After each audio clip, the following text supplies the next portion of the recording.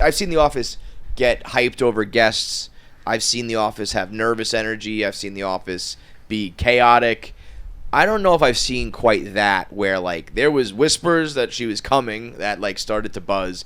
When she sat down on radio, you could hear a pin drop. Like, the whole place shut the fuck up and was like, what is she about to say? I was like, whoa. Stacker2 Energy. This has got to be so weird for you, the listener. I'm not on this episode. It's just Kevin. That's why I'm sitting in Kevin's seat right now. Because I'm going to sit in Kevin's seats to do the ads because no one sits in that seat the whole episode, I don't think. Stacker2 Energy is the presenting sponsor of KFC Radio. Let Stacker2 Extreme Energy Gummies kick your ass into high gear. These bad boys are mofos of energy gummies. Stacker2 Energy Gummies will jumpstart your game on the field or betwixt the sheets. Stacker2 Chew's explosive energy isn't coming from a can.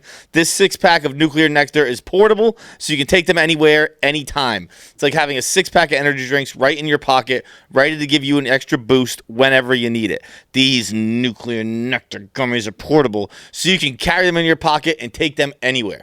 Go to stacker2.com/barstool for your Barstool Bite Back special.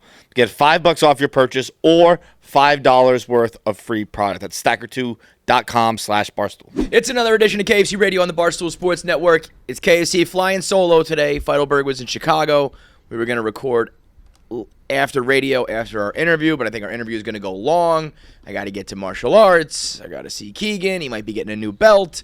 So I decided I'm just going to do it solo early in the morning and get it over before radio. That's the new life and the new schedule here at KFC Radio with the relaunch of Barstool Radio. Kind of everything centers around that. We'll talk a little bit about they also just straight up missed their first flight. Do you see the video of Jersey Jerry stuck in traffic? No. They're in the same traffic. John quote tweeted and said, our twist is we think our driver might be drunk. And So none of them made their flights home? No. So wow. they're going to be coming in they land at LaGuardia at 1:30, so they'll be making it just in time for the interview. Oh, wow. Okay, we'll see. I mean, there's a ton of traffic out there today. I don't know what it is. One of those days where it took like an hour and a half to get to work, so we'll see what happens. No, it's never a dull moment. I am happy to have a solo episode because I feel like I used to have the Kevin Clancy show regularly, and then we would do every now and then I would have like a solo episode on KFC Radio, and it just hasn't happened in a long time. So I want to. I think your last one was when you just got the equity. Yeah, I did do that one. Yeah. That was the last time. I mean, that was right. Well, when I do these things, it's like a therapy session. So I got some shit I got to get off my chest. I want to start with a story I started to tell on radio the other day, and then I clammed up real quick because I was like, "This is live, and if I say anything wrong, I can't undo it, and it's not technically my story, but it kind of is. But this story's fucking wild, and I feel like it's more appropriate for the KFC Radio listeners anyway. There's a lot of weird people, a lot of weird fans out there, and the weirdest thing is the duality of my life. Like, I always joke with these guys, I'm like, it's so fucking weird that I have kids. And everyone's always like, yes, it is. Because I have the whole life over here doing dad shit and living like suburban dad life. And then I have the circus over here. And there's some fans in my town that is where the crossover happens. And there's this one weird one right now. And we've done some like snooping and tracked it back to like starting years ago. This guy started getting weird. But most recently, the other day, I'll start with how the story was told to me. The other day, this chick who's in our town in Westchester runs up on Caitlin, Shay, and Keegan's mom and says, do you know this guy? Do you know my boyfriend? And like, did you have a relationship with him? Did you say this? Did you text him that?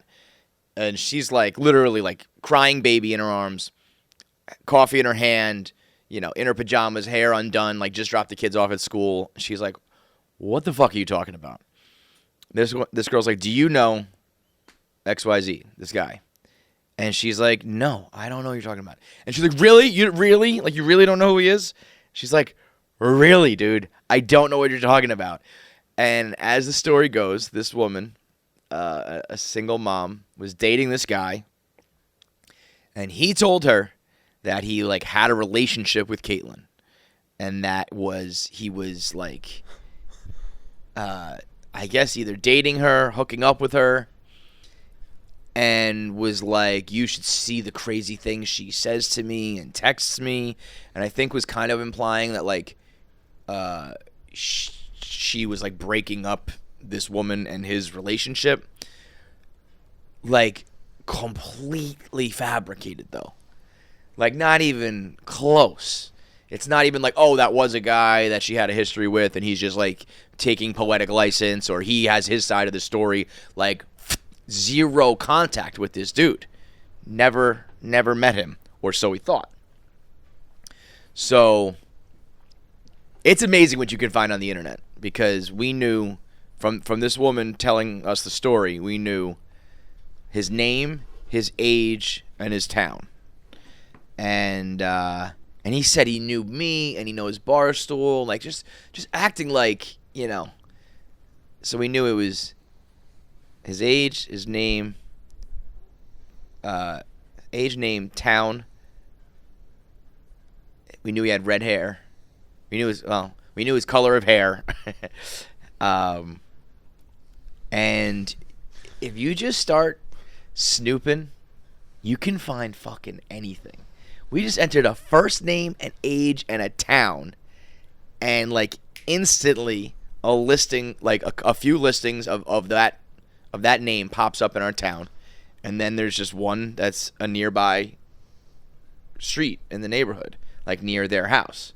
So we were like, oh, it's probably this guy, and we knew. So then we just had his last name, and we put that into. We searched that. Oh, we found he went to the college he went to. So then we searched that, and that pops up on Facebook, and then we had a first and last name, and then I searched that on Instagram, and it was somebody who follows me and her, and fit the description, lives in the right town, all the pictures checked out, and it was like, boom, we found this guy in like under 2 minutes. And I go into my DMs, and it's just like I can scroll up, just like constantly DMing me, replying to my stories. Nothing weird, but just like a lot of DMs of just like over the last like few years, like actually very positive stuff, but like being a weird fan. And then she goes into her DMs, and a few years ago, I don't even know if I told this story. I might have told this story or not. We met at like a block party. And he came up and was like, hey, I'm a fan, can I take a picture? And it was all normal, and then he just like kept going a little too long, and I was like, that was weird. But that happens like all the time. I was just kind of like, I don't know, whatever. That happens once a live show. Yeah, like that's not a big deal. But that same dude then DM'd her, this is again years ago, and said, I saw you running today. Like she went out for a run in the neighborhood. And he was like, I saw you running. And she said, like, it was something like as she was running, she like had to go around people, like almost hit into a sign or something like that. And he was like, I saw you almost like bump into that thing. And she was like friendly in the moment because it was just like weird. And she does get like, I think there's a lot of weird stoolie runoff from people who follow her from like in the past. And, so it's like I was like, I remember this guy a couple years ago. He was the weirdo who was strange to me and told you he saw you running, and is now running around town telling people that you hooked up, and I'm like, what the fuck is this shit, man? Like, what? And I know, unfortunately, I hate to even admit this. I'm sure this is, you know, a weirdo Barstool thing. I just cannot wrap my head around these people. And this, I feel bad for this woman who, to be fair, was kind of accusatory with it. It was like, sort of like, you know, hey, are you doing this? Rather than being like, I've heard some things about, like, from this guy, like, can we talk? Just kind of being like, hey, I guess when you're dating somebody or seeing somebody and they tell you something, you just believe it. I guess you can get, you know, completely bamboozled by somebody. But she thought I mean, I'm pretty sure she was like full blown dating this guy. Like met kids and met the family and stuff. And it turns out he's just like a raging fucking psychopath making up stories about people in our town and telling people things that, like, 100% you're going to get caught. This is not like New York City. This is not like you can just be like, oh, I dated that girl Jackie, and it's like, what are the chances? Like, no one's gonna cross paths, no one's gonna see each other. Actually, I say that even in New York, like as big as a city it is, it feels like it's small sometimes. But this is like a very small town in a school. We go to a school that has like 20 kids per class. All the parents know each other. All the parents talk to each other. Just making up wild out of pocket shit about one of the parents. And now I'm like, well, what the fuck else has been said? What else is going on? Because this woman finally just came up and said something, but who knows what else this guy or other people or other fucking weirdos have been saying. And it's the ultimate be normal, where I'm like, in what world? What do you gain from doing this? And then, by the way, when I found his Instagram profile, way too many pictures of his dog. Like, the first 9 pictures are his dog, and he dressed it up for Halloween, and it's all like, all right, some people do that with his dog. Wait, does he have kids? No. So that was the other thing. We knew we knew his age, we knew he was single, and then he lived at home with his parents. And so that was another thing. When we looked it up, we found the address, and it said like who actually owned the house, and it was like, that's because he lives at home with his parents. So it's, I don't even know why I should dating this guy in the fucking first place. Sounds like. Were you on the local city website figuring that shit out? What's that? Were you on like local township websites? Yeah, because it just you don't realize. I think you have to like opt out of a lot of shit. Yeah. So like I made sure once I learned this, I got all of my information offline. But like everybody should do that, because like who fucking knows, you know? I mean, I found out in college that you could find blueprints to your house. Crazy. Like online. I'm like, that's just public record. It's crazy if you like look, because I was trying to get I got them as graduation gifts it was our college house. Like, that's cool. I was like, that was a cool one. But yeah, it was crazy that it was just like well, you see, that stuff is harmless, but the problem is nowadays. So it's like, okay, you buy a house, that's got to be public record for whatever reasons, bookkeeping, finances, the town zoning, whatever. That's not in and of itself that harmful, although it is kind of weird that like anybody can find where you live. But you put your name on that, and then you put your name on everything else. You put your name on your LinkedIn. You put your college on your LinkedIn, so that everyone can search your college and your name, and then they can find, you can narrow it down real fucking quick.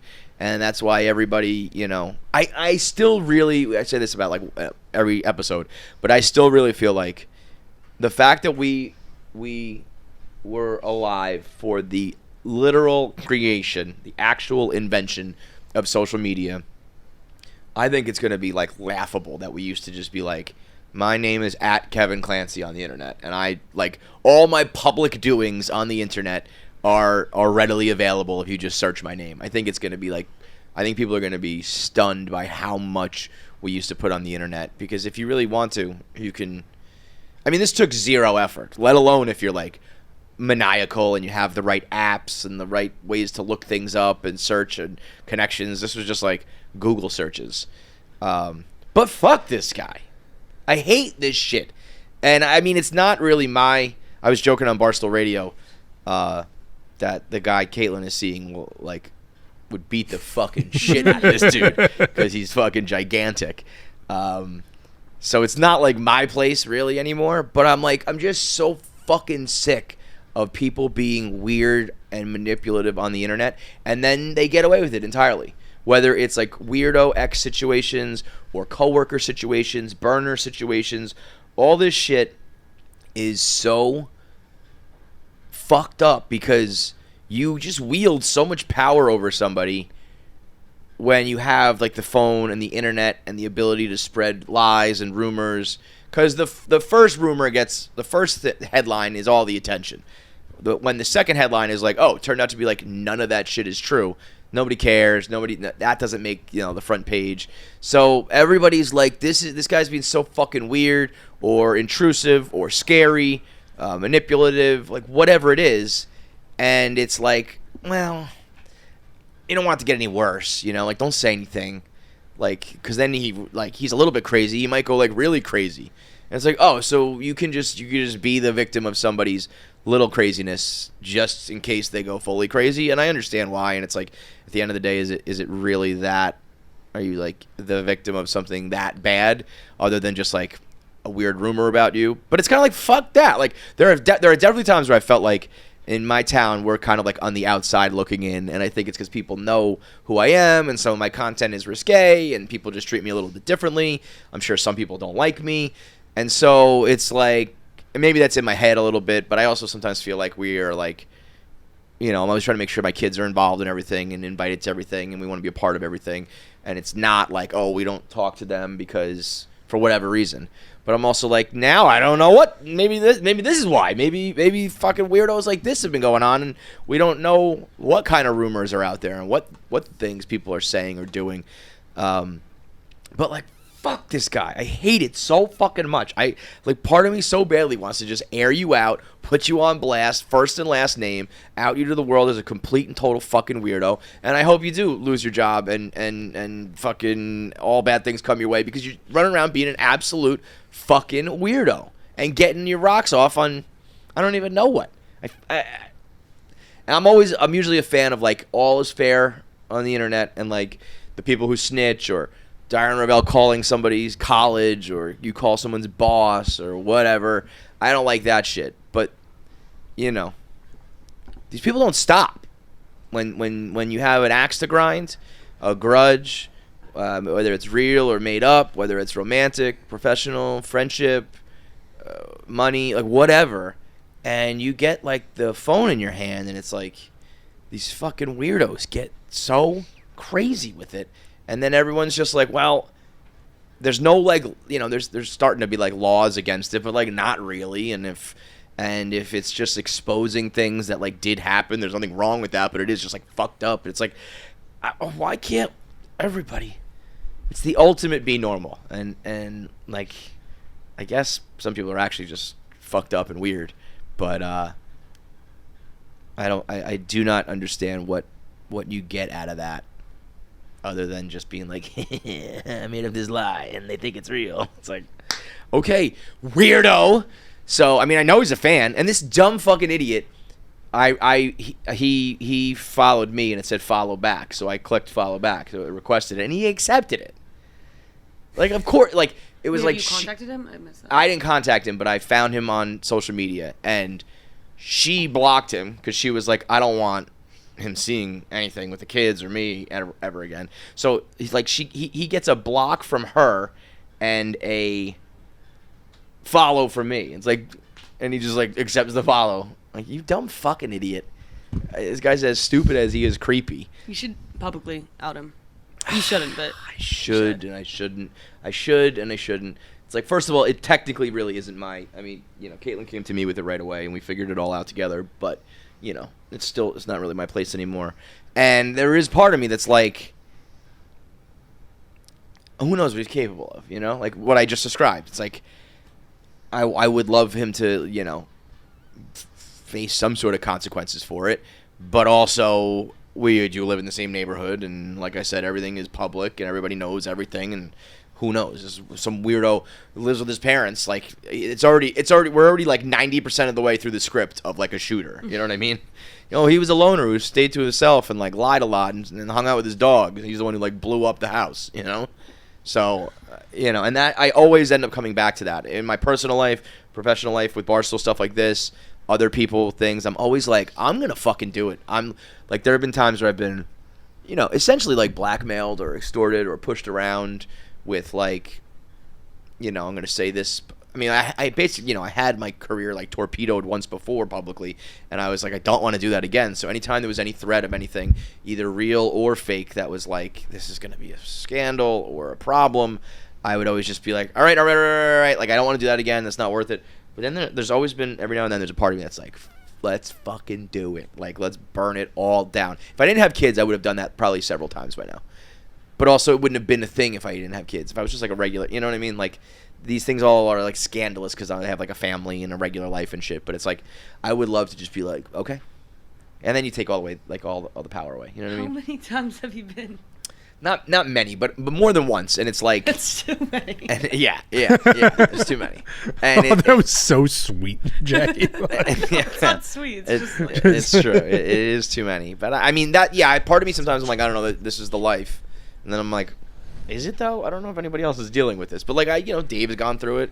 I don't know who else maybe has gone through it, but like he actually has gone through. Well, yeah, me and Dave have gone through our own shit, whether it's deserved or not deserved, and then it's like at the end of the day I'm always like, I just don't want anything more out there that my kids are gonna have to deal with, so I always end up just leaving it alone. But I'm like, oh, one of these days, because it just builds and builds and builds. Eventually I will fucking snap.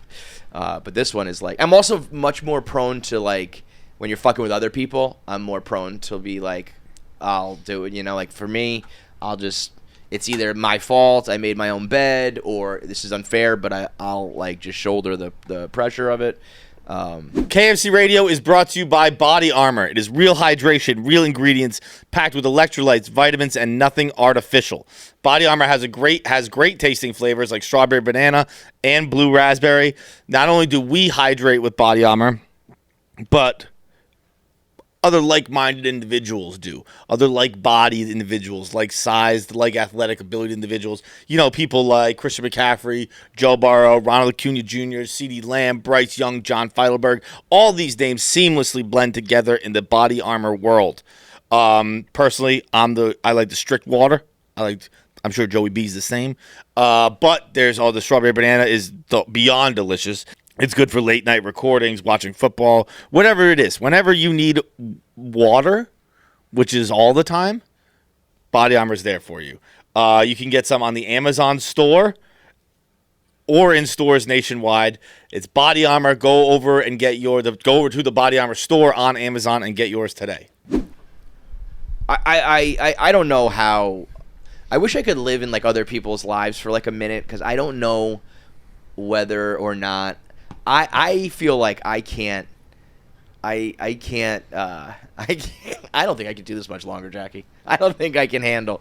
Like, life is so goddamn hard when you get older, and I don't know if other people feel it. That's why when John is telling stories where he's just like, oh, I'm just gonna go do nothing for like 72 hours and like see what happens, or I'll pick up and jet set here, go there and do that. But like that I can't even begin to fathom that life. And I'm pretty sure it's like everybody who has kids and a job and a relationship and all that shit, but there is just never a moment anymore where there is like nothing to do or nothing to. It's not even to do, because I do still have plenty of downtime. Like the hours at this job are pretty good, and I'm not a full-time parent, so like there are definitely people who are literally around the clock. I see like Joey Langone and Nick Buono and those guys who are like full-time dads, full-time working. Like they're really gonna lose their mind. I at least get a little bit of a reprieve from like the constant, but the shit I gotta worry about, or that I make myself worry about. It's just always something. Like I worried about blogging, and then I added the podcast, and then I added a video, and then we add this, and we add that, and all of a sudden it's like 10 things to worry about at work when you used to do like one. And then you have one kid, and then you have two kids, and then you have to worry about them when they're babies. You have to worry about them when they're older and what activities they're doing. Then you have to worry about how successful they're going to be while you're still worrying about how successful you're going to be. And you have to keep everyone in your personal friendship and romantic relationships happy. And you have to worry about your parents getting old. And you have to worry about your kids getting older. You have to worry about... And it's just like... bro, this is stressing me out. Right. I can't possibly do this. But I'm also like, is this everybody? Or is that in my, like, I think a lot of people are just like, I just don't worry about those things. I worry about, like, myself. I don't have kids yet, but no, I'm right there with you. Yeah, you just worry about everything, right? And it's, the not having a second, it's the past, like, 3 weeks just been going nonstop. Like, it's insane. I'm famous for saying, I'm always like, we just got to get through this week. Yeah. Oh, like, same. We have same. live shows, and then we have... I've gotten called out on that one now. Where yeah, I'm like, oh, yeah, just through one more live show. And totally. Yeah. The amount of times on a day-to-day basis, I'm like, I should be back. I think I just have radio today, and I'll be back at, like, 2 o'clock. and it's never that. I'm always back at like 7:30. And then on a bigger scale, I'm like, okay, next week we have the live shows. We got to film like Survivor and then I'm done, and then I'll be good. And it is never that, and everybody in my family is always like, yeah, okay, sure. Do you think it's harder because, like, since you, like, with the divorce, like, you, even though you have less, like, you're not on all days, when you're on, you're, like, 100%? Yeah. Rather than just being 50%? It's definitely, like, when I'm, like, in dad mode, it's like I am alone doing almost all of it.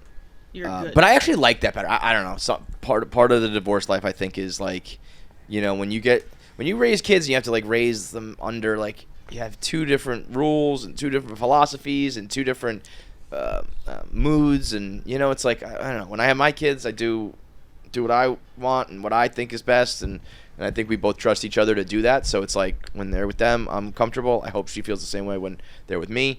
And she has a bigger burden because it's more time, you know. But I can, like, do what I want, and then I give them back, and then I'll, like, go balls to the wall for, like, 3 days at work and then get back to them. And, you know, so I do little things like I'll drop them off at school, pick them up at school, see them at sports, whatever. But I can really, like, focus on this shit. Like, we can do, you know, a lot. I'll, like, cram it all in. But yeah, so it's very, like, cram. And that just, and I think, you know, I feel like it's more or harder or more pressure because it's like on the public eye and there's a lot of money on the line and da-da-da. But I'm sure everybody feels that way about whatever their burden is, their job is, their thing is.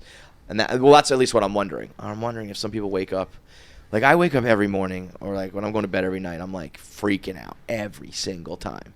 And I have to like just like talk myself through it. And I think other people are going through the same, because every time I say that, there's a lot of people being like, yup. I just listened to Matt and Shane's, and Matt was saying he does the same thing. Wakes up at like 5 every morning. Every morning. Freaks out. Every morning. It's like, I feel like there's, like, that's exactly what people say, like, meditation and shit. Like, yeah. I'm sure that there's ways. But what I can't tell is, That's I think in my case, there was like some very tangible problems. There are tangible problems that are like this. If everything was like good, and I was freaking out, I think I would be like, this is like a thing in my brain. I either need medication or I need to meditate, because like I should not be upset about anything, and I am. But there are very tangible things where I'm like, I'm upset about this, and if this were different, I would probably be happy. So I have to either fix this or just deal with this. But I don't know how much meditating is going to help the fact that I have this very large problem looming over me all the time. That's probably like my 24, like, just breathe a little bit. Well, but no, but well, and I always say this about like when, like, I'm sure you and me feel the same thing.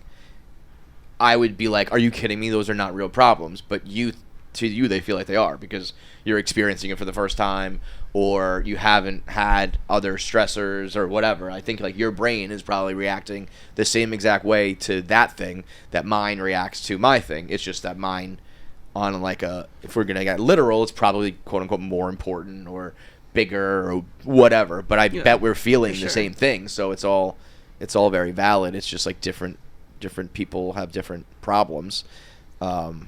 I really thought the money was going to change things, and it didn't change a fucking thing. Not 1 ounce. It's only been a little bit more pressure, probably, if anything. I mean, I guess I say that, and I'm lying in the sense of like, I would probably be like really worried about some bills and shit, and I don't do that anymore, so I can't say that. But like, it's definitely not. It has not been like, hey, like we are good. Maybe when it starts to like, what's that? Have you like wrapped your head around the money yet, though? I feel like I haven't really. I bought a house, and that's really it.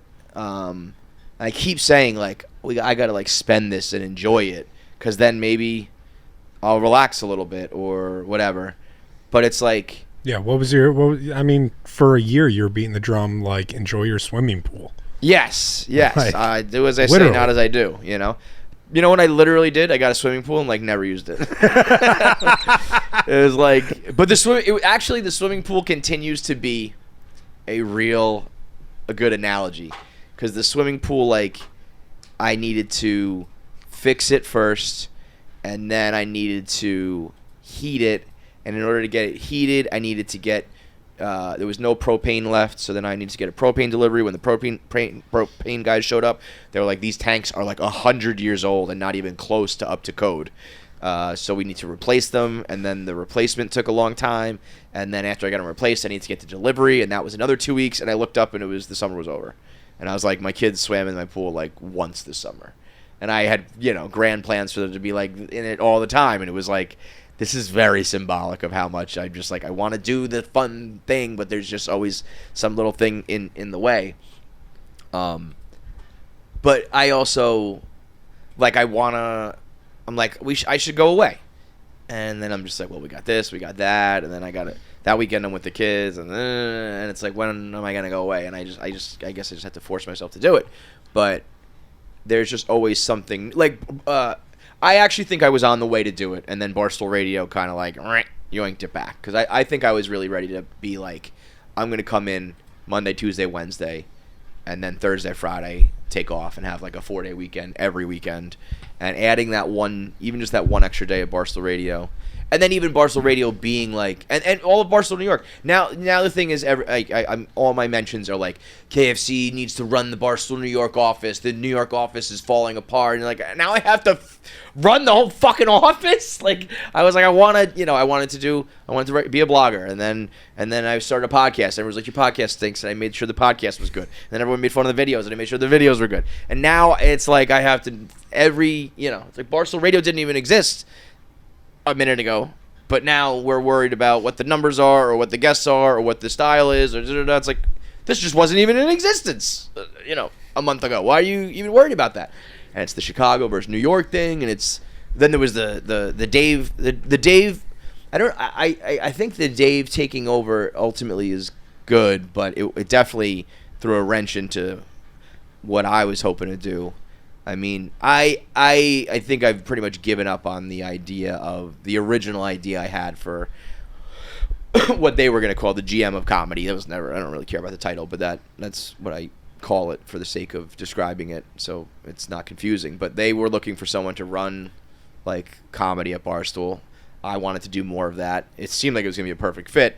And with Dave buying it back, not only does he, I don't think he likes that business structure setup, but I also think without the financial backing of Penn, we just can't do it the way I really wanted to do it. And there's still plenty of people in-house that are very funny. I mean, I went to Tommy right away. I went to Tommy, I went to Rudy, the Out of Order boys, like a few people, Rowan and Sass, of course, like a few people that I was like, you guys are way funnier and way more talented than your like level of success is showing right now. And not to say that they're not successful, but like they should be up here, you know.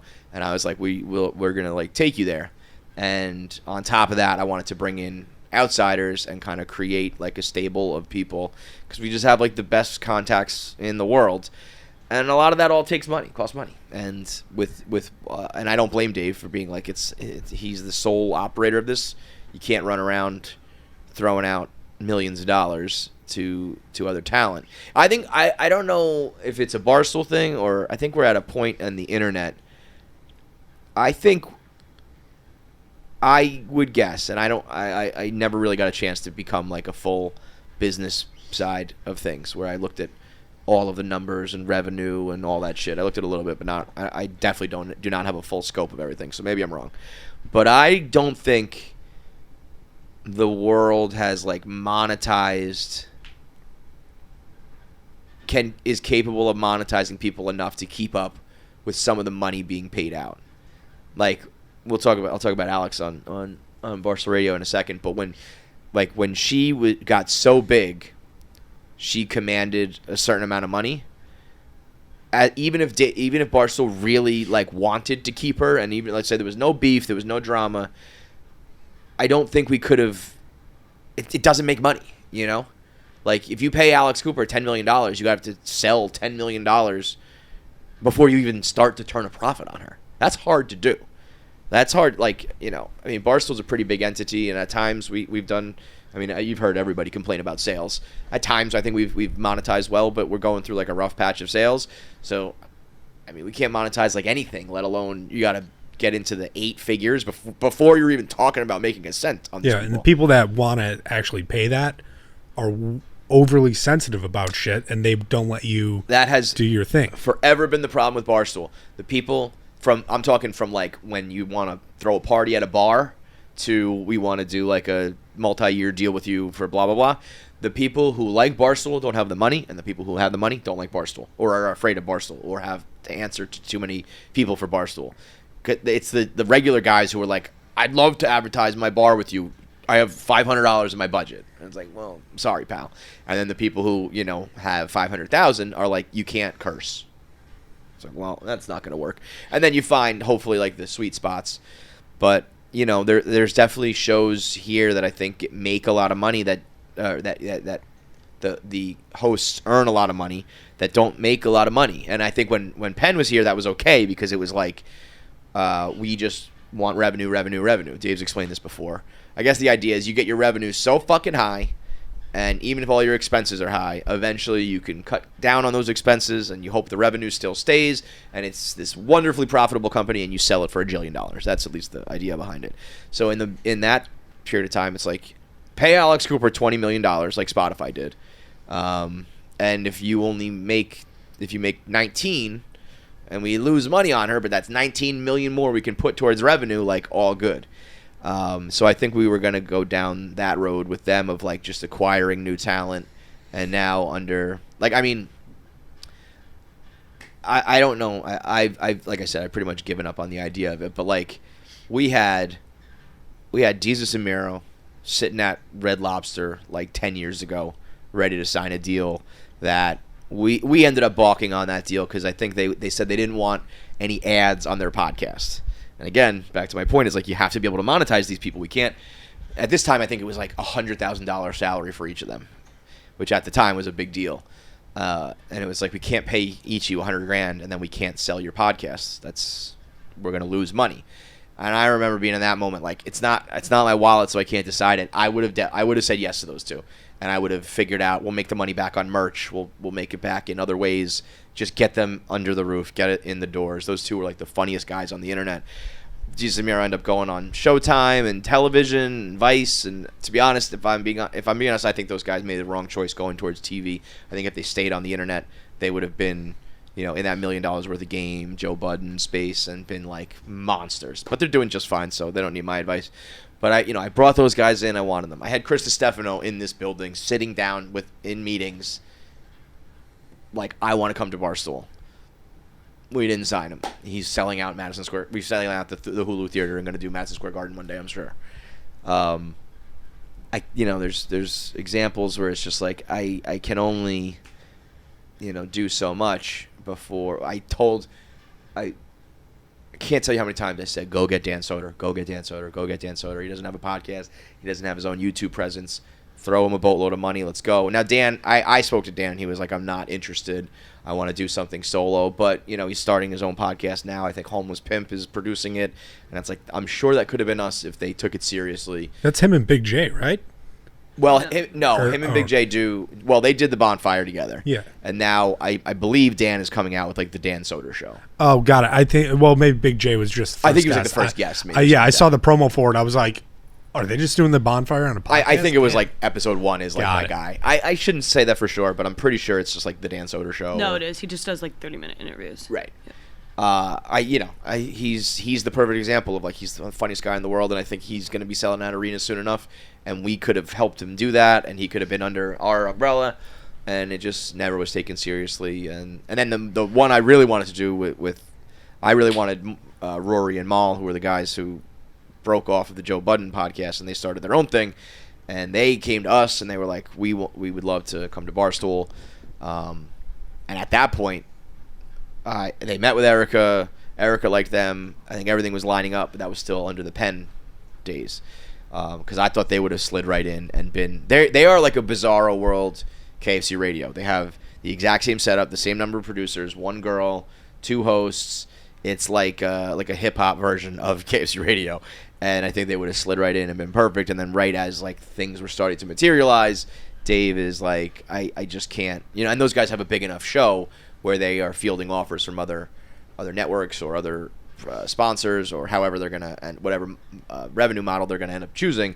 I think you're talking about a couple $1 million. And I asked Dave, I was like, is that even possible? And he's like, it would have to be the most perfect scenario.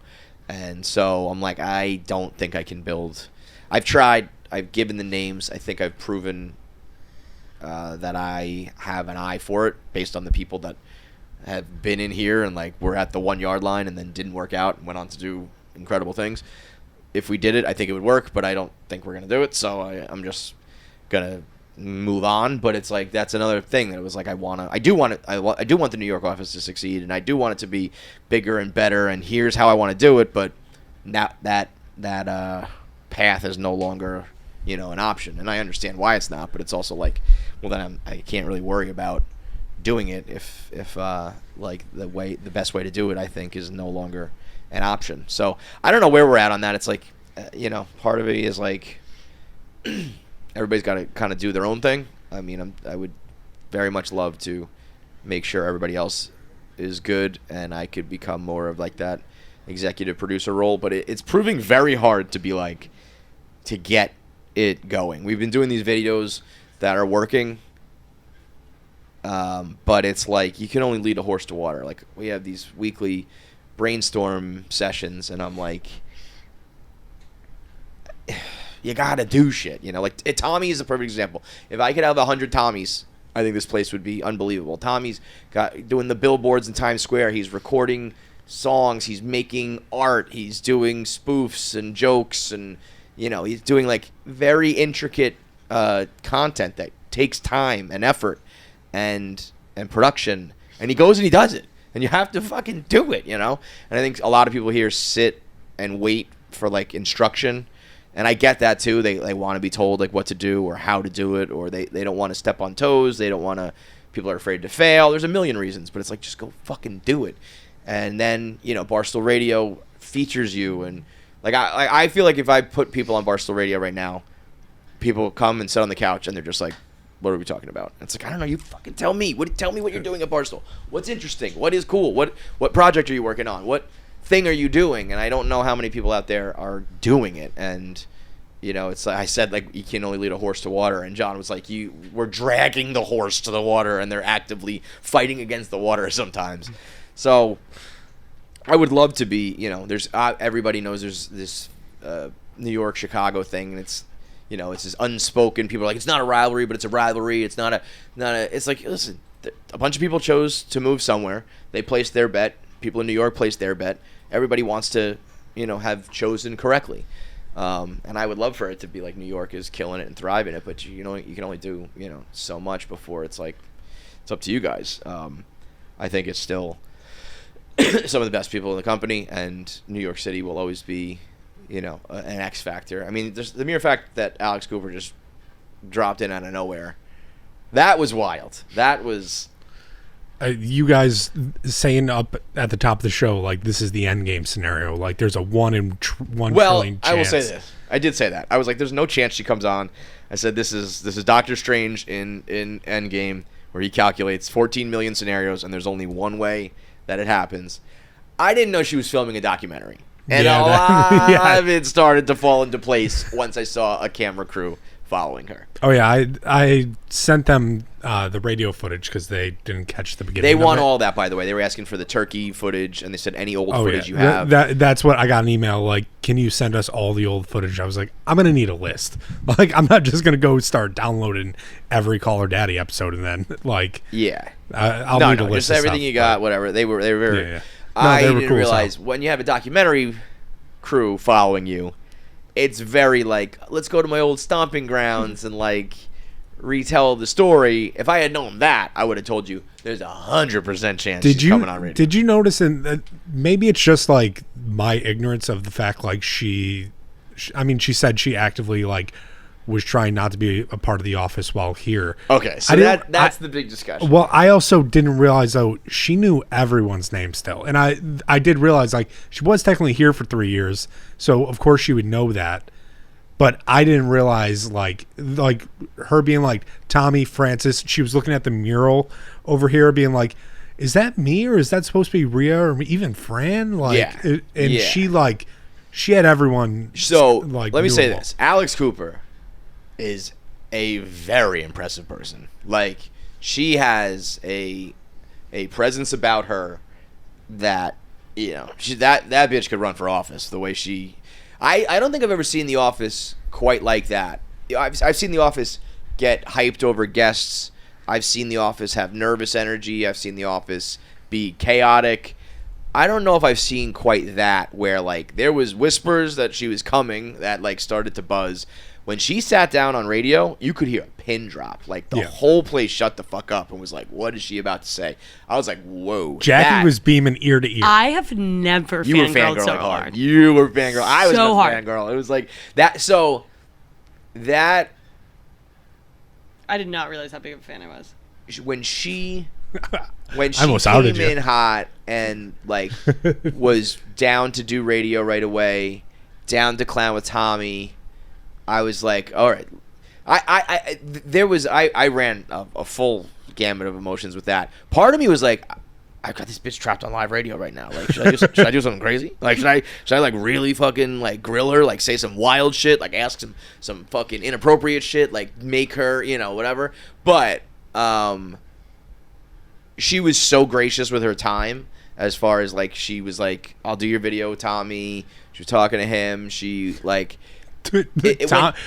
Tommy making her do that specifically, which will be in the smoke shows soon. So funny. That is so good. Wild. And I commend Tommy. That's what I'm talking about. Yeah. Tommy. Like he looked me dead in the eyes at one point, and I think it was on radio, but it was like almost like meant to be like off camera. He was like, I have to do something with this girl. Like like locked eyes. Like I must get content with her. And was it like super pushy and probably annoying for her on some level? 100%. But that's what you got to do. That's what you got to like when you're doing content. You got to like film in public and do weird things and annoy people and all that sort of shit. And like that, that's your one opportunity. That's why I would have kept going with her on radio. I kept being like one more question because this is like the only time I'm going to get with you. But now the as much as she knows names and all that is very true. She was very nice and gracious to everybody. This narrative of like at one point she said we did so much together, you guys. I was like, go.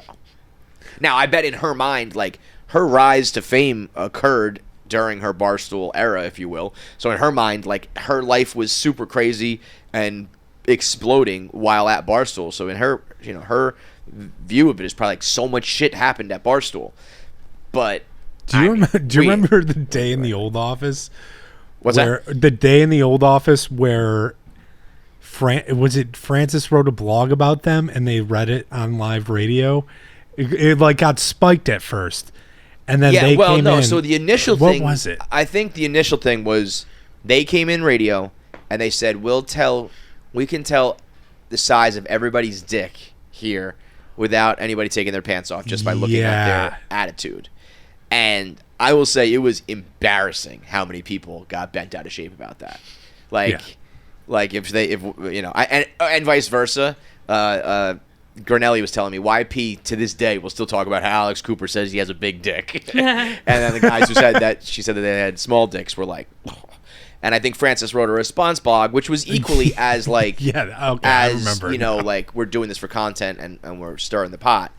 That sort of shit for sure was calculated. I get that. I just remember that day, like the office stopped doing work. They pulled out a TV like it was class, and we all watched radio from 5 feet away. They were for sure stirring the pot, but I don't know. Maybe I might be a little too close to the situation because so I'm all over the place.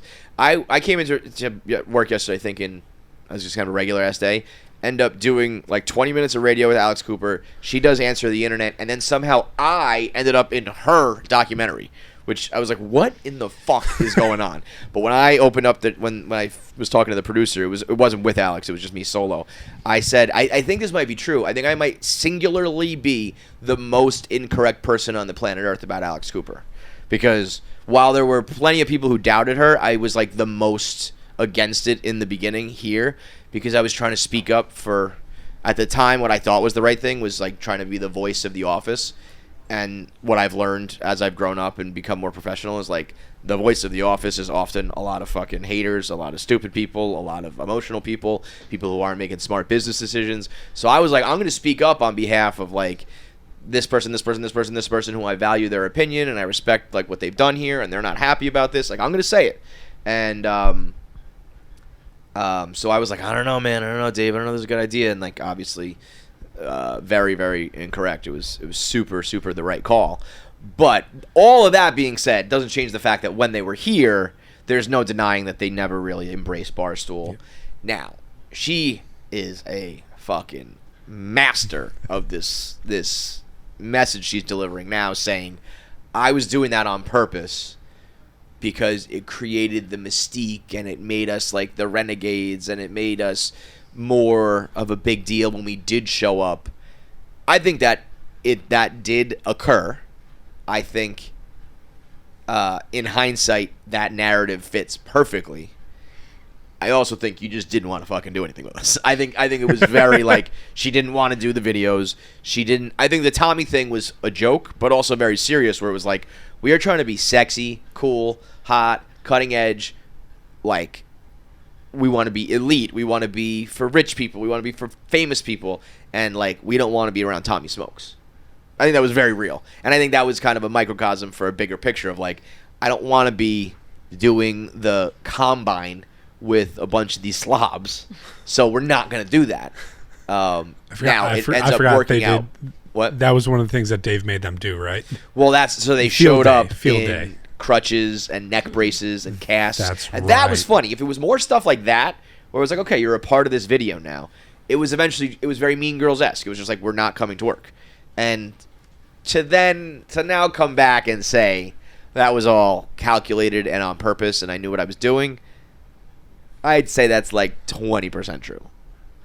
It worked out perfect. What? Do you think it would have changed their brand if they had been more involved? My thing is more, if that was the case, you should say that. I was definitely, my own personal feelings with them was like, I was very jealous of their success. I was very, I didn't think at the time, like, they were like naming names and like they kind of broke the rules of like what you do publicly, and I was like, we're gonna burn bridges, we're gonna lose relationships, and now they kind of showed that like that's the way to do it. It's like, fuck it, be real and all that stuff. But at the time I was kind of like, I don't like the way they're doing this. I'm jealous of the way it's working. I don't want to, and I really thought it was like, we built this brand that she took it and ran with it, and no doubt made herself a superstar. But without this brand, that doesn't happen, and without the work that a lot of us put in for the last 10 years at that point, this wouldn't be happening for you.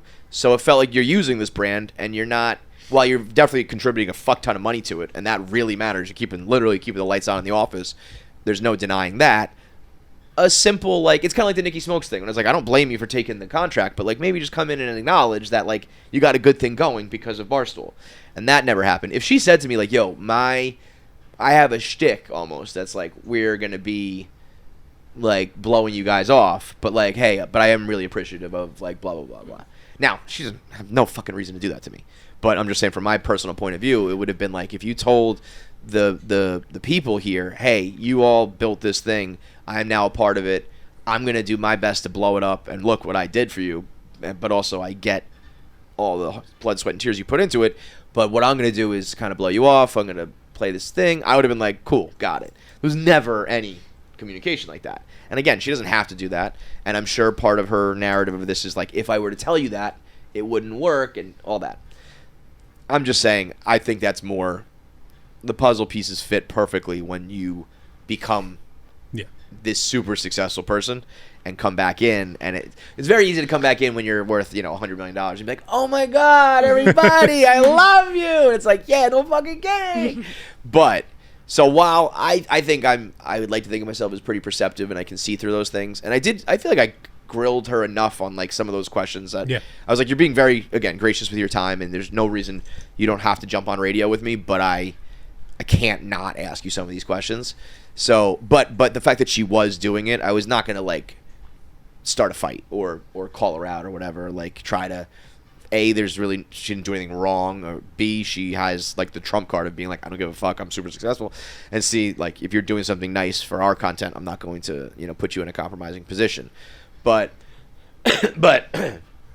I think I can see through that while acknowledging she does it so very well, and she does know everyone's name, and she is looking you in the eyes, and she's treating you nicely. That it's like, even if this is a little bit phony, it's genuine in a phony way, or phony in a genuine way, however you want to put it. So I was like, I'd tip my cap. And then 99% of the other people out there who aren't as close to the situation as me, I'm not a nerd about the internet the way I am, not personally involved, aren't jealous, don't have any insecurities, all the things that I have that make me like hyper aware of it.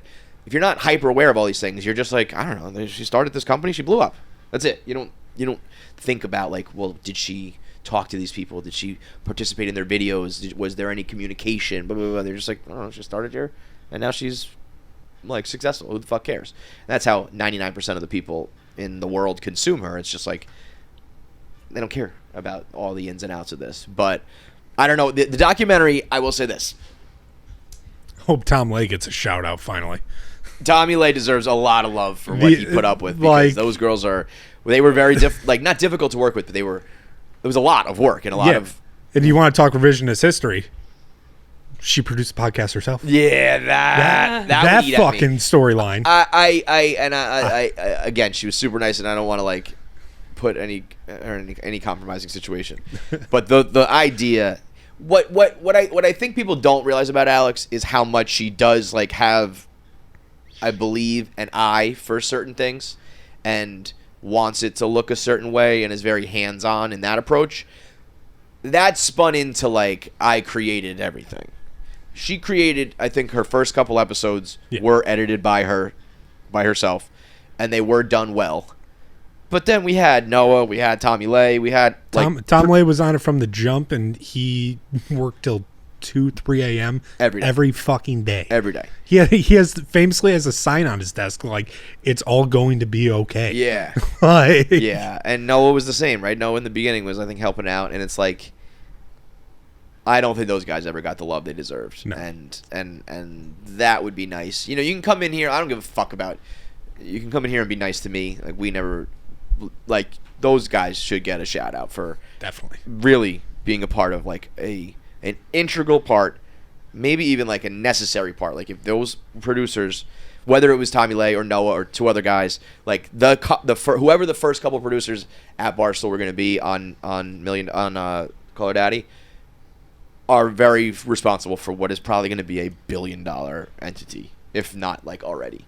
And they don't really ever get love for that. So that's where the revisionist history is a little bit like, that felt like when you're on 60 Minutes and you go back to your high school and it's like, oh yeah, like we were all best friends, and it's like they're like that she was, you know, come on, let's be real. That's why I'm always just praying Hoj takes off for Tommy's sake. If Hoj ever gets to like half a penny, Tommy Lay has like $90 million. Yeah. But it was very interesting, and I do really find her to be an absolute delight. Like, at the time, you also forget she was like 24 then, and I think she's almost 30 now, something like that. Late 20s. Sorry, Jack. You can't compare yourself to people like that. That is one thing. One of the main things I used to be like, when it very first started, some people were like, oh, it's like a female KFC Radio, like you guys should link up.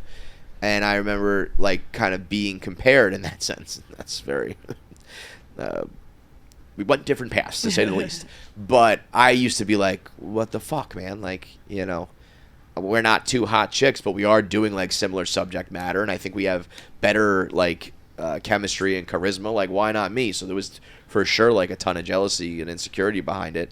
But I realized you can't. I mean, that is a once in a lifetime, once in a generation sort of thing where that girl, you know, you can't be like, oh my God, I'm 24 and I didn't do that. It's like there's no other 24-year-old on the planet Earth did what she did. So, but yeah, that she is very. I don't know if it.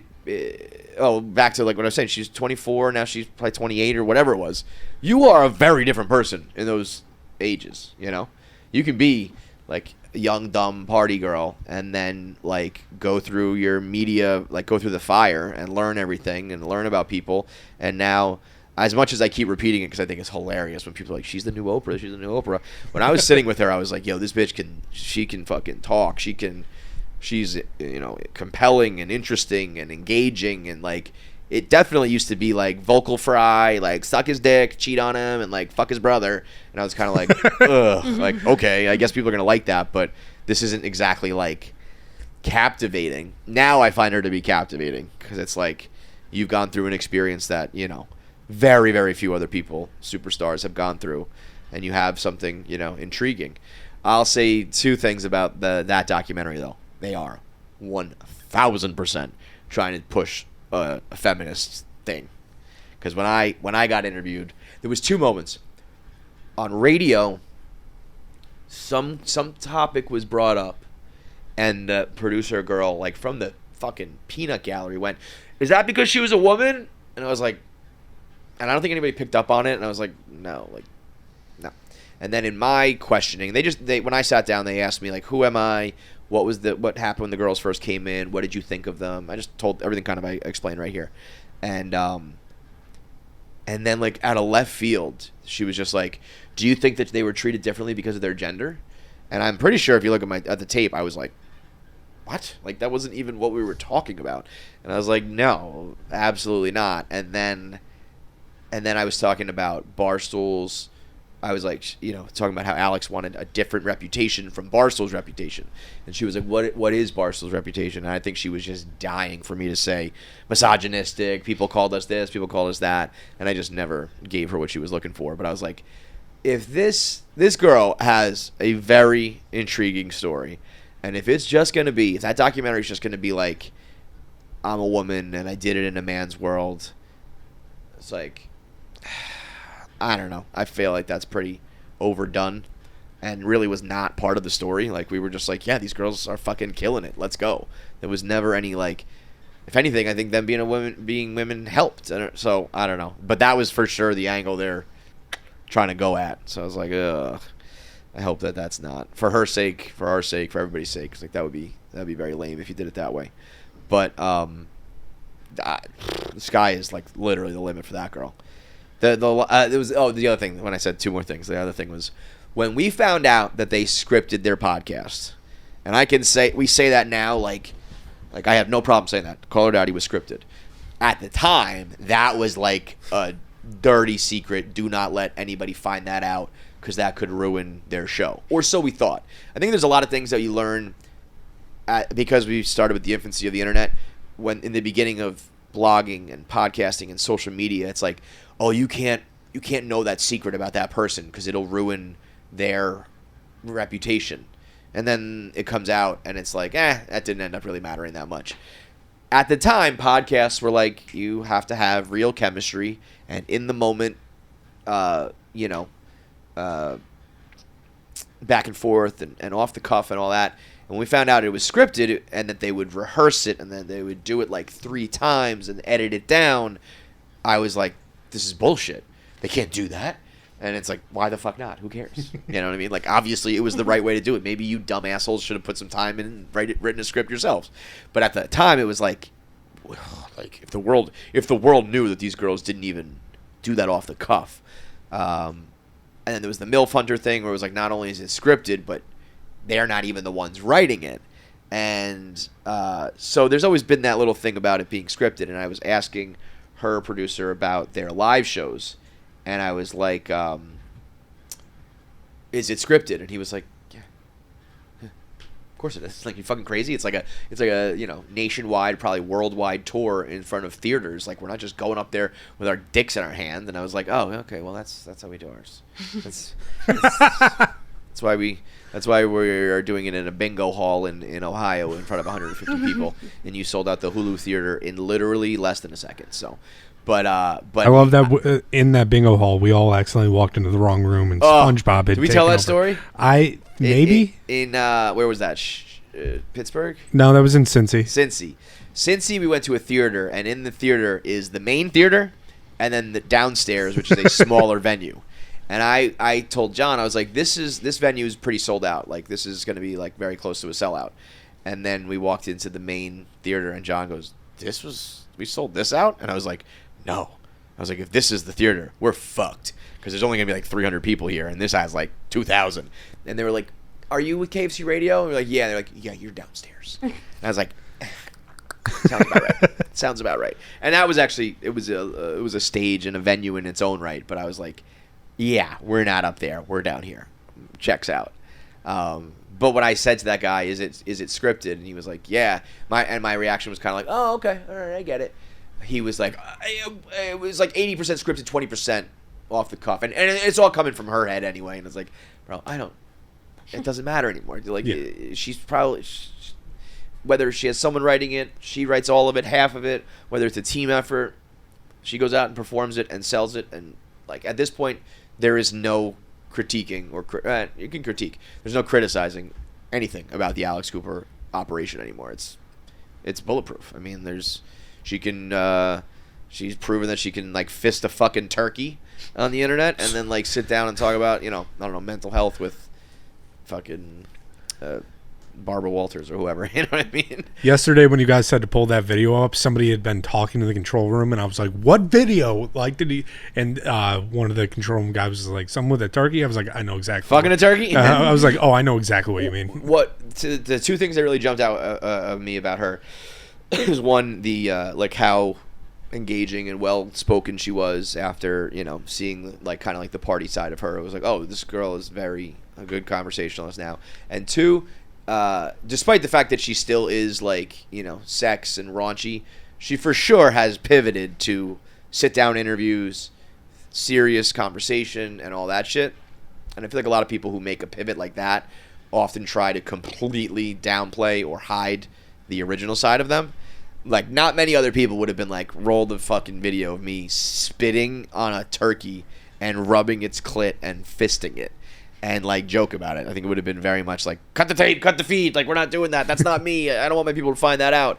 And so the fact that she's still like, yeah, suck his dick and finger the turkey is, while people are like, she's Oprah.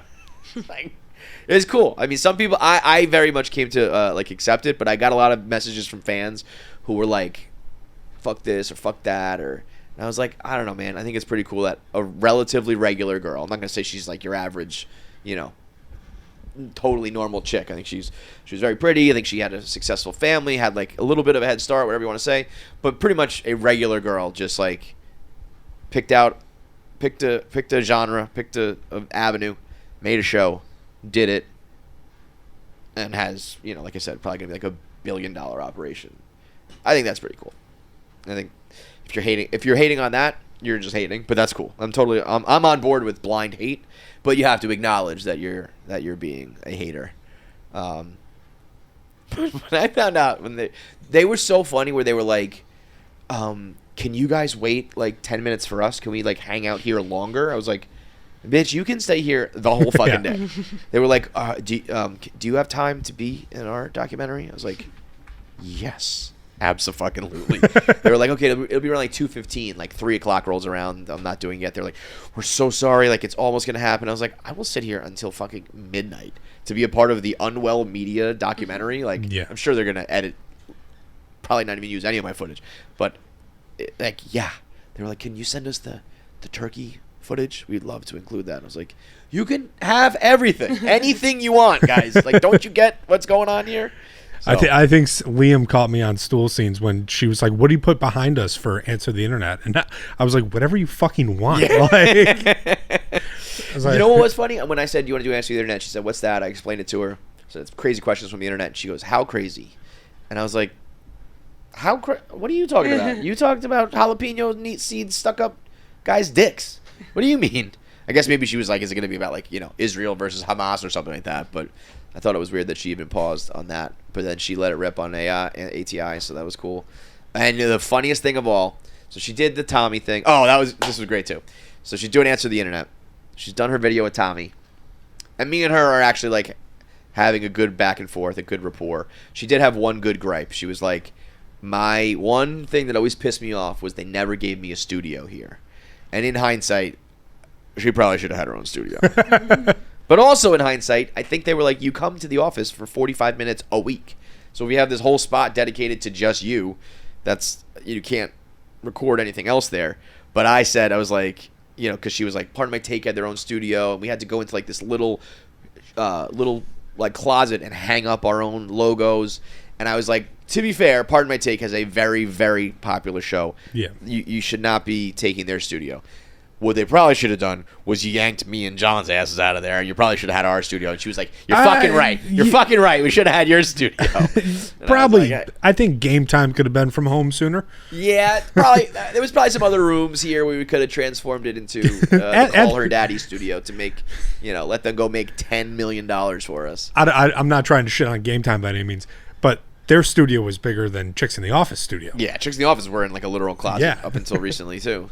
So, but that was a legitimate gripe. But when we were having that back and forth, her people came in and they were like, "Anything else you want to do for the documentary?" And she was like, "Why don't you talk to some of these guys?" And she was like, "Talk to KFC. That's Kevin. You can talk to him." And she turns and I wasn't gonna make this story public, but it already is. I didn't want to do it to him, but Liam already just fucking rubbed Tommy's face in it. She turns, she goes, "Talk to KFC. That's Kevin over there. He can be in it. No more Tommy. I'm sorry, guys. I can't do any more Tommy." I was like, Oh my God. And it was still like, poking fun at him, but it was definitely like, I've had my fill of Tommy. He's gotten his fucking skits. Leave me the fuck alone. We're not doing any more Tommy. So, I think that makes sense when you see what she participated in for the smoke show. That is... Dude, not only, she just, it took a lot of time. As somebody who's done that to people. What's that? As somebody who's done that to people... Like kind of bombarded them and bum rushed them with can you do this? Well, no, it's more like what he did. Yeah, okay. Just the actual Yeah, brutal. Yeah, what I don't want to give it away, but what Tommy did with Alex would be awkward if you did it to your best friend, let alone a girl who's 100 levels above you professionally. So all in all, a very weird experience, but. We'll see what that documentary brings, and I think the smoke show will be very, very funny. So, Hello Fresh. I just got so excited. I was in Chicago last night, ate poorly, don't feel good, had to take showers because I didn't feel well. That was a weird thing. But tonight, I'm back home. I'm excited to get back to Hello Fresh. I believe I got some pork mango salsa tacos ready to be cooked up tonight. The holidays are right around the corner, and HelloFresh can help you take the stress out of dinner by delivering everything you need to cook up tasty meals right to your door, saving you tons of time. This holiday season can be hectic. All holiday seasons can be hectic. And that's...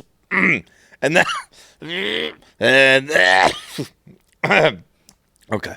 And that's where HelloFresh's 15-minute meals come in. These quick fixes help you get a wholesome meal on the table in less time than it takes to get delivery.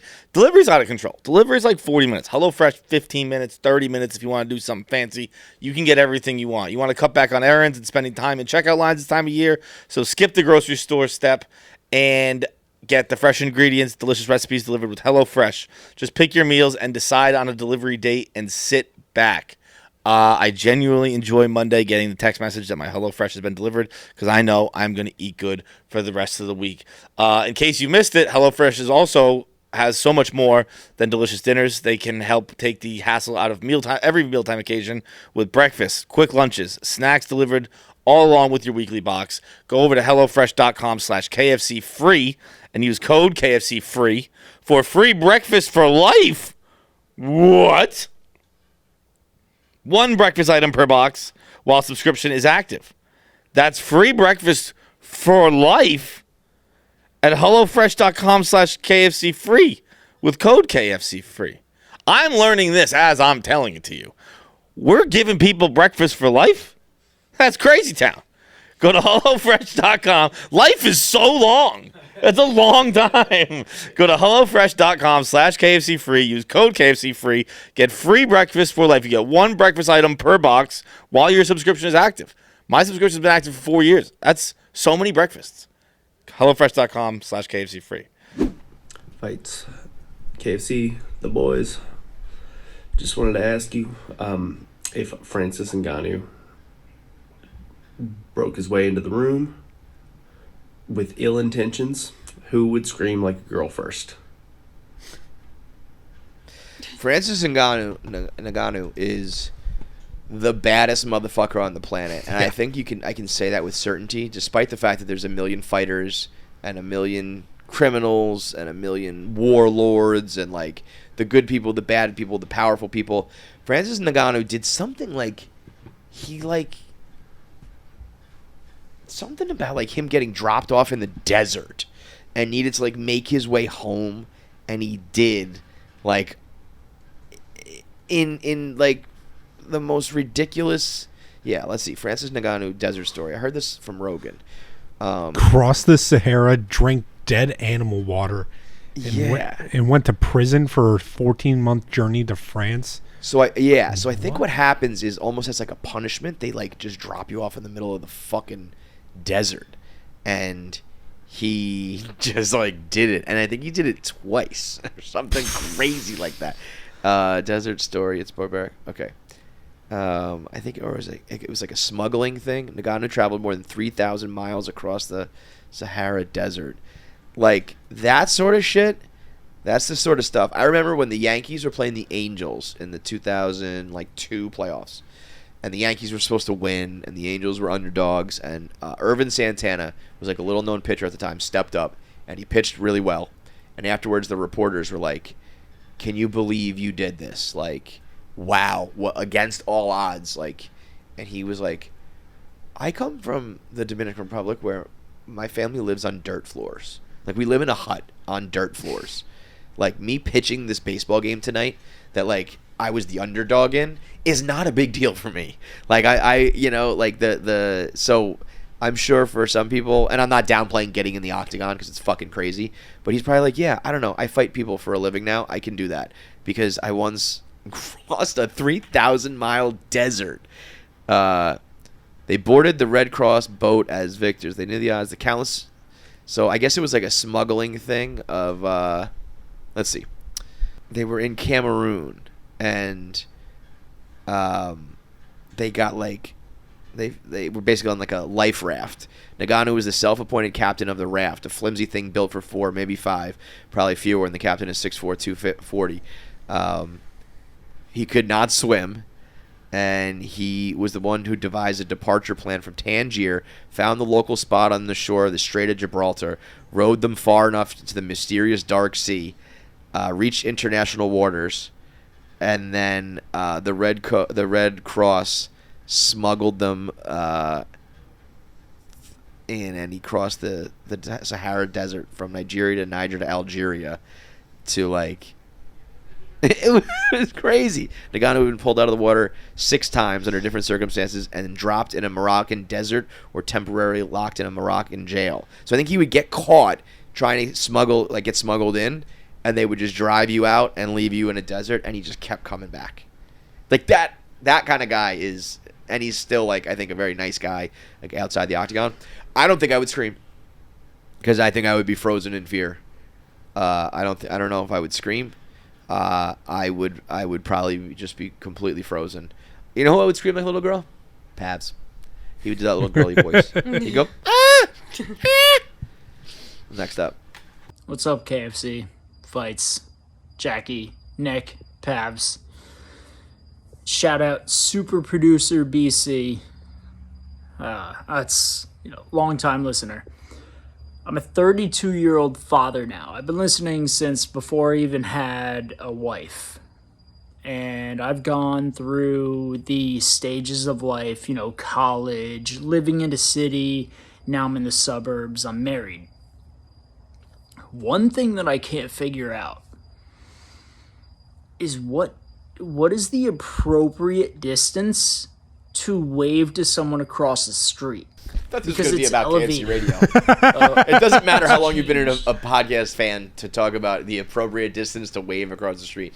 Finish it up. I don't think I quite even understand what it means. Like if you get close to somebody, you can't wave? One thing that I can't figure out is what is the appropriate distance to wave to someone across the street? Because it's elevated. It's changed, with my time here on the planet. What? City life, you almost never wave to people. But in the suburbs, new to town, you wave to people just to say, hey, I'm the new person, now that I'm a dad and, I'm walking my dog all the time. It's like I have people in cars waving at me. Do I wave back? And on top of that, I think the really confusing part is when you're walking a dog with another dog walker who's across the street, and you have that awkward moment where you look up at them and they're not looking at you, so you turn away. But when you turn away, they start looking out of your peripheral vision. Wave culture is a wacky thing, because there's like, you wave on the boat. If you're on a boat, you have to wave at people. If you're in a Jeep, you honk at people and wave. I get what he's saying about if you're in the city, there's so many people, it's all just like head down and keep it moving. If you're in the suburbs, the streets are like empty and you see one other person, you almost have to acknowledge like, hey, other human who's out here right now, like, don't be alarmed or whatever the reason is. When you're walking the dogs, you got to give a wave. It's like an unspoken, like, hey, we're both out here early morning, late night, cold weather, picking up shit together. That's some camaraderie. It is tough when you do the double take. I'm sorry, I was waving. I was gonna wave to you, but you didn't see me. But now you're waving to me, so I want to make sure. I feel like I don't wave. I wave back. I won't start a wave, but I will finish a wave. You know. I am down for as little contact with strangers as possible. But the minute you want to wave to me, I'll wave. The minute you want to talk to me, I'll talk. We could be friendly, but I'm not really into initiating. I don't need that. I don't need the hi neighbor. People ask me, how are your neighbors? I don't know my neighbor's name. I don't know. I've never seen my neighbor's face. I don't know how many people live there. If there was ever an emergency, I could not run to them. I got nothing. I know nothing. And the only people I do know from my kids' town are like I basically am forced to know. And when I get to know them, they're perfectly fine people. But I'm just never going to seek it out. And that all begins with a wave. I don't want to wave. Also, I want to make a rule right now. If you are under the age of 40, and maybe even upwards a little higher, but I'll do the cutoff at 40. As a guy, you have to be able to dap it up. We can't be doing firm handshakes. Certain instances, you have to do a firm handshake. I get it. In social settings, if I see you, you're a coach of a baseball team, you're a guy, another dad at the park, whatever it is, we can dap it up. We can do a little, that clasp into this clasp. We don't have to do the full handshake, this clasp, that clasp, but we're not that old. That's our generation of like, you know how old guys used to wear like suits and hats and ties everywhere they went, and then they stopped doing that? That's the same thing. We don't need to like do the fucking forearm shake like, rah! It's like, what's up, dude? How are you? I know you did that when you were growing up. I know you still have that person in you. You're not a completely lame asshole. Just dap it up. We don't worry about the wave, whatever. You see me? Boom, done. Otherwise, head down. Don't need to bother anybody. But if you want to wave, I'll wave back. Bowlero. Bowlero is the spot. You didn't think back to all your favorite times in childhood. Where were you? You were at the arcade. You were at the bowling alley. You're hanging out with the boys. You don't have to stop doing that. You can still enjoy endless fun at Bowlero with unlimited bowling specials all week long. It's the perfect way to roll into the fun and excitement every single night. Bowlero is the #1 place to bowl, party, eat, and save. And now you can enjoy unlimited bowling and food and beverage specials all week long. The fun never stops on the lanes, so don't miss out. Find a location near you at Bowlero. This whole team, KFC Radio, just went to Bowlero recently. I think we'll have some videos out. Who cares who won? It doesn't matter. We were just having fun. But it was a blast. Music was bumping. The stone, I don't know how you describe this. The flatbread pizzas, delicious. The cauliflower, delicious. The food was amazing. The games were amazing. The bowling was amazing. The music was top notch. If you are in the mood for some bowling, I strongly suggest it. It is unlimited bowling. You can go to visit a Bowlero near you Monday through Friday nights. Head on over to Bowlero.com and find a place nearest you. Hey, KFC Fights, Jake Quallen. I got a would you rather for you. So, would you rather be super obese, like man titties and everything, but have just a hog on you? or would you rather be just shredded, just ripped, and as much muscle as you fucking want, but have just a 2-inch Punisher? Thanks, Viva, bye. I mean, this is the easiest question I've ever fucking answered in my life. Would I rather be absolutely morbidly obese and disgusting to the point that women probably don't want my dick at all, so it doesn't fucking matter how big it is? Or would I rather be shredded and in shape and healthy and look hot and have clothes fit me right and look good when I'm naked, look good when I'm in a suit, look like impressive and intimidating in every other setting, and I just have to deal with the fact that for like the couple minutes, a week I'm having sex, my dick is not big, and I do everything else, make up for it with everything else in my body? Yeah, I think I'll go with option B, you dummy. I cannot believe there are still people who are like worried about dick size. I just can't believe it. I mean, I guess I say that just being comfortable with my dick. I guess if I didn't have a dick that I liked, I would be agonizing over it like every second. But I'm just like, really, dude? You're still like, I guess if you had like a 2-inch dick, there would be a feeling of like, you meet a new girl, especially if you're hot.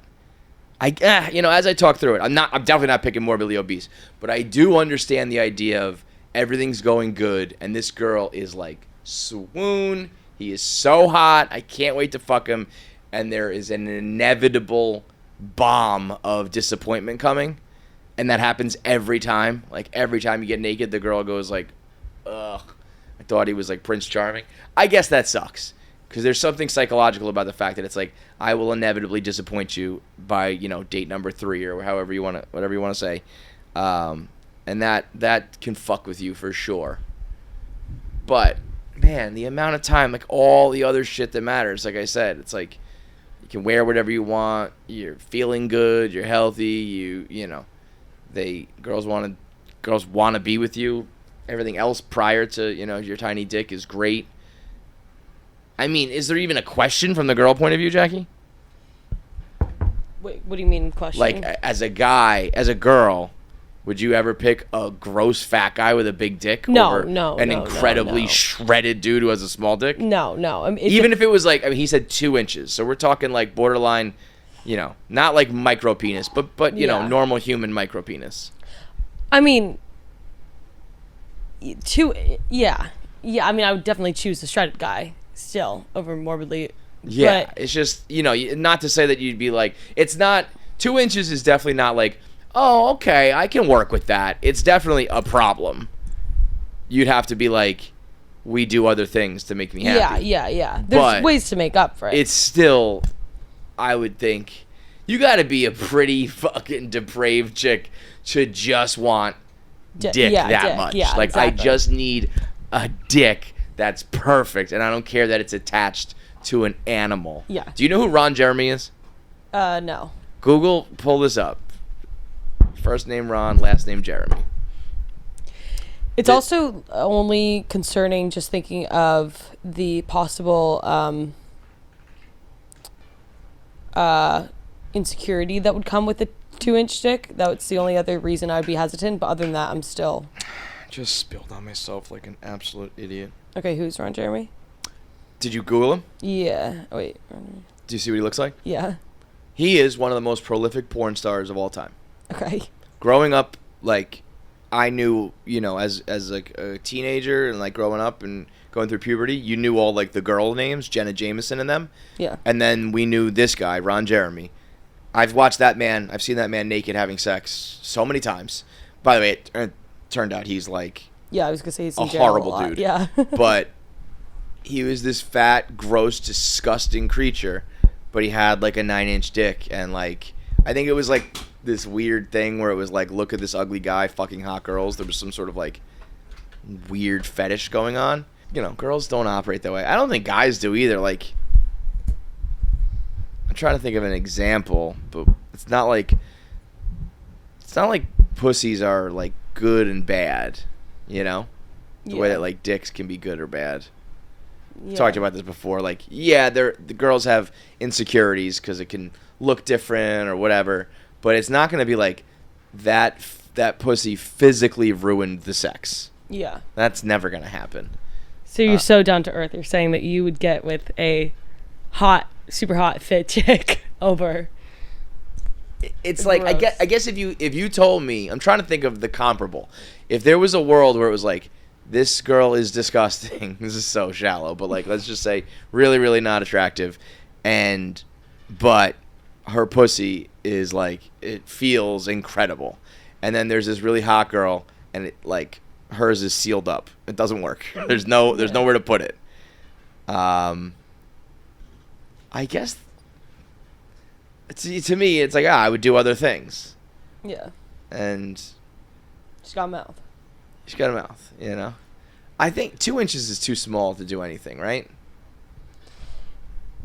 I don't know. I mean, because listen, there's guys with like 6, 7, 8 inch dicks who are like, those aren't making girls come. Yeah. You know. Yeah. No, I think that's much more. Yeah. Is it? I would think that it's there's definitely a physical element of like, I'm sure there are plenty of girls out there who at least once in their life like, I want to just get like railed by a big dick. But I also think that it's like a lot of it's like almost mental, where it's like, my man has a big dick sort of thing. Yeah, it's like technically 4 inches is like how shallow the vagina is or something. So like it can like expand to whatever, right? But like 4 inches should be able to like satisfy. So 2 is you're swimming in there with 2 inches. You're halfway there. I guess you're halfway to filling it up, but I think it's one of those things that should be filled 100%, not 50%. Yeah, I mean, yeah. Again, there's other things. There's other ways. Yeah, and that's something almost the vast. I would say the vast majority of the time, it's the other things that even the guys with the big dicks are doing. You know what I mean? Yeah. Like I think very few people have dick game to the point of like, that's what I do to make her come. And that doesn't include a girl sitting on top, because that's like, okay, you're lending the piece of equipment, but they're doing all the work. Wait, what are you saying? I'm saying even if you have a big dick, yeah, you're not. Chances are that's not what's making her come. Yeah, it's the agreed. fingers and the mouth and everything else you do. So even in this scenario, it's like the dick doesn't even really matter that much in the end, one way or the other. It's all about the other stuff. So you might as well have the shredded body. Yeah. Interesting question though. Good. Oh, that was it, right? Yeah. Okay. We have an interview with Matt Rife, the biggest interview get of the year as far as comedy goes. Matt Rife, the superstar of the comedy world this year, on KFC Radio. Let's talk to him. You know what I'm jealous about with you? What's that? Is that you can wear a beater just for the whole day. Which is crazy because you look like you would wear one despite what people think, for sure. You look like you'd wear one and name it what it is. I almost said the full thing. I was like, I'll call it a beater. People stop calling it a wife beater? I don't know what else it's called. Isn't that on the packaging? I called it something. I call it a guinea tea, so that's not much better. That's way worse. Hilarious. Did not say that. Actually, on the package it says a shirt. A shirt, like a dash. The shirt. letter like, A. Like because very it confusing. Looks like a or what are you something wearing? like that. A shirt? Yeah, I think that's terrible marketing. It's the worst. Like that at all. Yeah. They should put wife beater on it. Yeah, everybody calls it. It is that. funny. I mean, I grew up with a lot of like Guido Italian guys. Who, just wife beaters were in my face and in my vocabulary. Like I never in your family even most likely thought about it. Yeah. No, I'm a white trash mix, so I'm the other side of it with the Irish. But like I never get a good rap. thought about it. Yeah, that's true. I never thought about the fact that like how casually we were just like, if you wear that shirt, you beat your wife. Like, is that what it was? Well, I think that's what it came. I thought its origin was it was used to beat wives. Oh yeah, because that would do damage. Wait, well, what is it, like the towel trick? The whole time I was like, yes. Let me ask you something, bro. Are you fucking retarded? I think you thought the shirt was used to beat the wife. Yes. Like they used like belts, dog. They would have named belts wife beaters if that was the case. They hit you with their fists. I'm learning all that. Like I knew it was crazy. I was like, why would they use that? No, I think it was just because it was the stereotypical uniform of, That like makes the drunk, abusive so dad. much more sense. Yeah. It just happened to look good. You know what I mean? If Hitler's mustache would have looked good, we probably wouldn't have got rid of it. You know what I mean? But he's a piece of shit, and he ruined a whole facial hair column. A whole name, a whole facial hair. Yeah, Not absolutely. a name. Not the name. I have a friend named Adolf. That's It was in high school. You don't know one person with that mustache, though, do you? nope, not a one, dude. evil you have to MJ be. had it for a minute. MJ? Yeah, Michael Jordan. Well- he's in a Hanes commercial with it. It's No it's, way. not It's white. It's a little wider, but he definitely Also- took a razor to like out here. It's very like because of his skin tone. It like you don't see. It's such a stark difference with Hitler. yeah. There's hair Yeah. and no hair. MJ kind of blends in, but he did cut it pretty close. Yeah. Close. I'm surprised there wasn't anybody on his team being like, let's just take the whole thing off. Yeah, well, when you're the best basketball player in the world, you get a can do little bit of whatever wiggle room. I the fuck you suppose. want, man. You can wear as many white beaters as you want. Actually, it was a Hanes T-shirt. That's he was so doing. funny. That's what But he performed it. it was where I was watching the special last night, and I was like, damn, man. Because when I put one on, Did they send you the new one? Yeah. No way. Yeah, I didn't we've even seen know it. that. Yeah. Oh, shit. Yeah, we got the screener. and it's actually Netflix is a whole thing where it just pops up on my Netflix. Yeah, it's Like, pretty cool. It's Thank A God. lot of the That's- other I haven't shit, been if on we it get- yet. If we get screeners, we have to like, it's a whole, you got to jump through a million hoops. This is I just can like, imagine. it's like most viewed, top 10 in America, and then it says like for you or screeners or whatever. the fuck it says. and it's just like, all right, Interesting. we'll play. Yeah. But I was watching it, I was like, damn, because as you know, since you're wearing one in the special, they've come back into fashion a bit, a little underneath the short sleeve button down. You show a Of little course. chest. And I was like, I'm gonna dive in on this a little bit. Don't do so that. so I bought a couple. No. And dude, I don't know this yet. I haven't You heard don't know it yet. this? No. Bro, so two things I did. What brand? I need to buy equity ASAP before the special comes out. So I'm sure it was just like I went on Prime, so like I'm sure it was Hanes or whatever. Okay. And so first of all, did you know how long they are?